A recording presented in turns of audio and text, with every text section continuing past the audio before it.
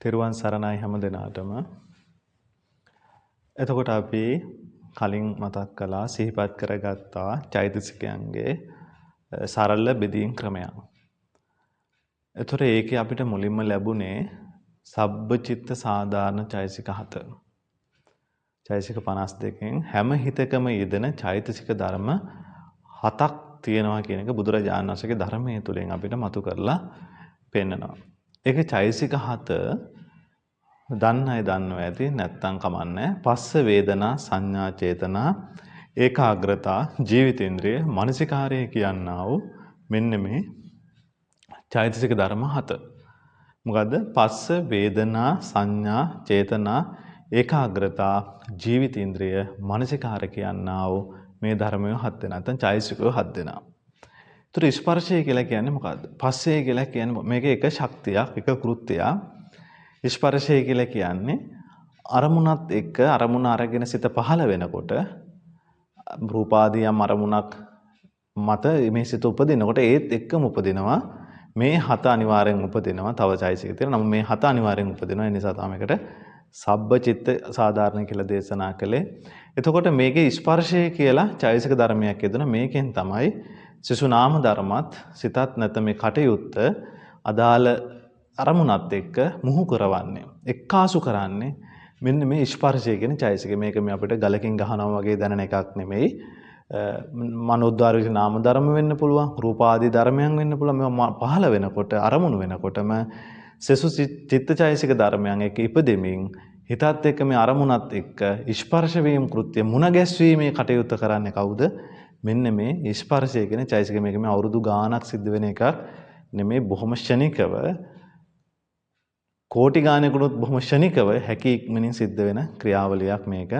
මේ ස්පර්ශය කියන කටයුත්ත. ස්පර්ශය කියන්නේ මොකද්ද? අරමුණත් එක්ක නාම ධර්ම සියලුම ධර්මයන් එකට මුණ ගස්වන්නා ස්වභාවයෙන් උපදින්නා වූ චෛතසිකය තමයි ස්පර්ශය කියලා කියන්නේ. ඊළඟ වේදනාව. වේදනාව කියලා කියන්නේ මේ සබ්බචිතාන චෛතසිකය. මෙයන් මොකද වෙන්නේ? මෙහෙම මුණ ගැහෙනවත් එක්කම පෙරපසු නෙවේ. අරමුණේ තියෙන මිහිරියාව හෝ නැත්නම් දුක්ඛ භාවය, සතුටු භාවයේ උපේක්ෂා සහගත බවක්, මේ විඳීම් බවක් වේදේ විඳීම් බව තමයි වේදනාව කියලා කියන්නේ. එහෙනම් වේදනාව කියලා කියන්නේ මොකද? අරමුණේ රසය අපිට ධර්මය තුල හම්බ වෙන අරමුණේ රසය අභිභවනය කිරීම. ඒ කියන්නේ අරමුණේ රසය ගෙනල්ලා දීම තමයි වේදනාවේ ස්වභාවය. කියන්නේ ප්‍රිය රූපයන් නම් ඒත් එක්ක උපදිනවා සුඛ වේදනාව. අප්‍රිය දෙයන් නම් දුක්ඛ වේදනාව. මධ්‍යස්ථ දෙයන් නම් අදුක්ඛම සුඛ. මේ ස්වභාවයෙන් මේ වේදනාව උපදිනවා. එහෙනම් යම් විඳීමක් තියෙනවා නම් ඒ සැප දුක උපේක්ෂාව ඒ තමයි වේදනා චෛතසිකය. එහෙනම් අපේ මනසවල මේක මේ සිත තුළ පහළ වෙන ධර්මයක්. සිතක් පහළ වෙනකොටම මේ වගේ විඳීම් ස්වභාවයෙන් ධර්මයක් පහළ වෙනවා. ඒක සංඥාව හඳුනා ගැනීම. මේ එකට සිද්ධ වෙන්නේ. හොඳට මතක තියාගන්න අපි හඳුනාගත්තනේ. දැන් පස්සේ වුණා. දැන් වේදනාව. දැන් මේ එහෙම එකක් මේ ඔක්කොම එකට මේ කාර්යය සිද්ධ වෙනවා. දැන් මගේ වැඩේ ඉවරයි. දැන් මම යනවා. එහෙම එකක් නැහැ. අරමුණ ස්පර්ශ වෙනවා.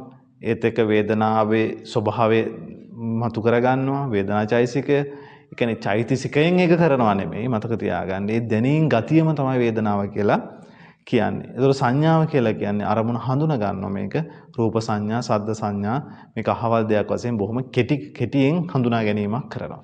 ਸਰව සම්පූර්ණ හඳුනා ගැනීමක් මුල් අවස්ථාවේ කරන්න බෑ මේ කිසිම සිතකට. ඒව ලොකු විස්තරයක් කතා කරන්න තියෙනවා. ඒ කියන්නේ අපි රූපයක් දකින මාත්‍රය තුල යම් කෙටි හඳුනා ගැනීමක් තියෙනවා. මිසං නමුත් මේ බල්ලෙක් මේ පූසෙක් මේ වගේ කතාවකට යන්න මේ සංඥාව තව සිත් ගණනාවක් ඉපදුනන් පස්සේ සිද්ධ වෙන ක්‍රියාවලිය. නමුත් දැනට මතක තියාගන්න මේක අහවල් වගේ රූපයක් වගේ යම් කෙටි තැනකින් හඳුනා ගැනීමක් තමයි මේ හිතක් වශයෙන් පහළ වන සංඥාව තුල තියෙන. මේ සංඥාව වැඩෙනවා. වැඩෙනවා කියන්නේ දෙමෝපියන්ගේ දෙන අදහස් නිසා, සමාජයෙන් එන අදහස් නිසා මේක වැටෙනවා. නාම සංඥා මේ විදිහට ඇවිල්ලා වැඩෙන චෛතසිකයක්.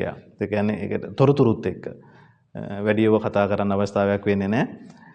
ඒ නිසා හොඳට මතක තියාගන්න සංඥාව කියන්නේ මොකද? හඳුනා ගැනීමේ ලක්ෂණ. අපේ ධර්මයේ තුල ලස්සන ඔබට උදාහරණයක් පෙන්නන හරියට වඩුවේ ලීයක් කිරනොත් ලීයේ ලකුණක් ගහනවා වගේ එක මොහොතෙන් මේක අහවල් දෙයක් වගේ කියන හැඟීම් ස්වභාවයකින් ඒ පිළිබඳව සටහනක් ගන්න එක තමයි මේ සංඥාවේ ස්වභාවය. සංඥාව ඇවිල්ලා ගන්නව නෙමෙයි ගන්න බවම තමයි සංඥාව කියලා කියන්නේ. යා සංඥා සංජානිතත්ත යනාදී වශයෙන් ධර්මයේ තුල මේක සඳහන් වෙනවා. චේතනාව. චේතනාව කියන්නේ පිළියෙල කරනවා කියන එක. පිළියෙල කරනවා කියලා කියන්නේ ඒ අදාළ වැඩක දැන් මේ අරමුණක් ගන්න මොහොතක් මේ ෂණිකව සිද්ධ වෙන දෙයක්. නමුත් චිත්තචෛසික ධර්මයන් ටික අදාළ වැඩේට ඔවුන්ව ඒ අරමුණ වෙනුවෙන් පිළියෙල කරනවා මෙන්න මේ චේතනාව කියන ධර්මය. ඒ විතරක් නෙමෙයි තමනුත් උත්සාහවන්තව ඒ අරමුණේ ගැනීම සිද්ධ කරනවා. ඒ නිසා චේතනාව. ඒක ඔය හැම හිතකම චේතනාව කියන එක අපි කතා කරන්නේ කර්මයේ ස්වභාවයෙන් එනවා කියලා. මොකද බලවත් වූ ශක්තිය මෙතන ක්‍රියාත්මක වෙන නිසා. එන මතක තියාගන්න මොකද චේතනාව කියන්නේ පිළියෙල කරන උදාහරණයක් අපිට දෙනවා. අපි කුඹුරක් කොටන්න ගියොත් එහෙම සේවකයෝ ටිකක් දාගෙන අර මේ වෙලේ ඉන්න කෙත් හිමියා අනිත් අයට වැඩ නියෝග කරමින් තමුණුත් උත්සාහවන්තව ඒ වැඩේ කරනවා. අන්න ඒ වගේ අනිත් නාම ධර්මයන් ටික එකතු කරගෙන කියන්නේ ඒගොල්ලොත් එක ඉපදෙමින් ඒ හැම කෙනෙකුටම යම්කිසි තල්ලුවක් දෙනවා වගේ ඒ අදාළ අරමුණේ වැඩ කටයුතු කරන්නට උපකාර කරමින් තමුණුත් ඒ අරමුණ පිළියෙල කරන කෘත්‍ය ඒ වෙනුවෙන් සූදානම් වෙන බව නැත්නම් ඒක සකස් කරන බව මේ තුල තියෙන ශක්තිය. ඒ නිසා චේතනාව කියනවා ඒකට පිළියෙල කිරීම.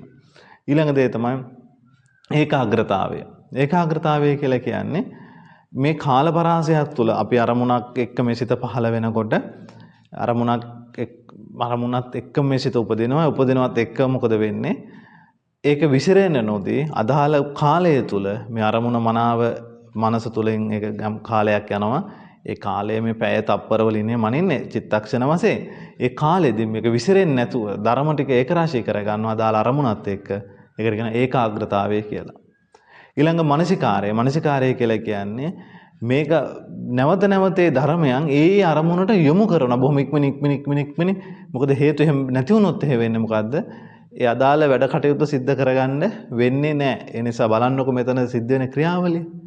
හරියට නිකම් කෙනෙක් කරනවා වගේ තමයි මේක. නමුත් එහෙම එකයි බලන්න අනාත්ම වූ ශක්ති ටික ක්‍රියාත්මක වෙනමින් ධර්මයන් උපදිනවා. එහෙනම් පස්ස වේදනා සංඥා චේතනා ඒකාග්‍රතා ජීවිතේන්ද්‍රයේ මානසිකාරය. ඒතකොට ජීවිතේන්ද්‍රය කියන චෛසිකය මතක තියාගන්න. ඒකේ ස්වභාවය තමයි මේ නාම ධර්ම ටික අදාළ කටයුත්තේ උප්පාදිත භංග වෙනකන් ඒ අදාළ ස්වභාවය තුළ ඒවා ඊට කලින් නිරුද්ධ වෙන්න දෙන්නේ නැතුව ඒ අදාළ ඒ අරමුණ අරගෙන ඒ කටයුතු අවසන් වෙනකන් ඒ නාම ධර්ම ටික රැක ගන්නවා කවුද?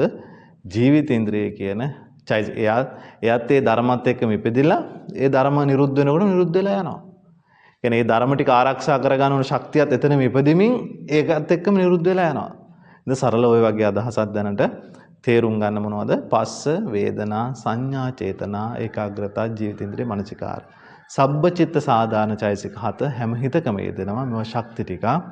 ඒතර පස්සේ කියන්නේ අරමුණත් එක්ක ස්පර්ශ වෙන ගුණය, වේදනාව කියන්නේ අරමුණේ රසය දැනන ගතියක් තියෙනවා නම් ඒ ගුණය, සංඥාව කියන්නේ අරමුණ හඳුනාගත්තු බවතන ඒ ගුණය, ඒ වගේම චේතනාව පිළියෙල කිරීමේ ගුණය, ඒ වගේම මානසික මේ ඒකාග්‍රතාවයේ තම විසිරෙන්නේ නොදී පවත්වා ගැනීම සහ ජීවිතේන්ද්‍රය නාම ධර්ම ටික ආරක්ෂා කර ගැනීම මානසිකාරය අදාළ අරමුණට නැවත ඒ කියන්නේ මේ ටික සිහිපත් කරලා දෙන්නා වූ ස්වභාවයෙන් ක්‍රියාත්මක වෙන මානසිකාර ධර්මය. ඔන්න ඔකට තමයි සබ්බචිත්ත සාධාන චෛසික හත කියලා කියන්නේ. මතක තියාගන්න මේ හත කුසාසිත වගේම අකුසාසිත විපාක ක්‍රියා සියලුම සිත්වල මේ චෛසිකය හත් දෙනා දැනගන්න දෙයක් තියෙන අදහසක් වශයෙන් ඉදිරිපත් කරන්න. දැනට ওই ටික ඇති ඔයගොල්ලොන්ට සිහිපත් කරගන්න මොනවා සබ්බචිත්ත සාධාන චෛසික හත. ඔන්න ඔය විදිහට කෙටියෙන් ওই ටික කතා කරලා අවසන් කරනවා එහෙනම්. අපහසුතාවයක් නැතුව ඇති සිහියට නැවත මතක් කරගන්න මොනවද? පස්ස වේදනා සංඥා චේතනා ඒකාග්‍රතා ජීවිතේන්ද්‍රයේ මානසිකාරය. මේ හත තමයි හැම හිතකම පොදුවේ යෙදෙනවා. එහෙනම් අදට ওই ටික හොඳටම ප්‍රමාණවත් එහෙනම් හැම දිනාටම තෙරුවන් සරණයි.